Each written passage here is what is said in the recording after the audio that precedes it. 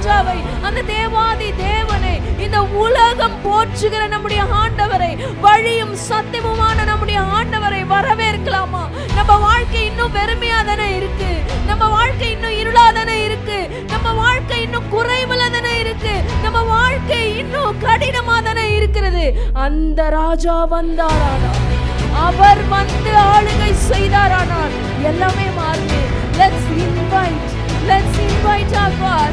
அவர் நீதி உள்ளவரும், அவர் ரட்சிக்கிறவரும், தாழ்மை உள்ளவரும், கழுதையின் மேலும் குட்டியாகிய மரியின் மேலும் ஏறி வருகிறவருமாக இருக்கிறார் என்று சொல்லுகிறதே வசனம். அவரை நம்முடைய வாழ்க்கையில வரவேற்போம், அவரை நம்முடைய வாழ்க்கையில இன்வைட் பண்ணலாம். Let's invite God.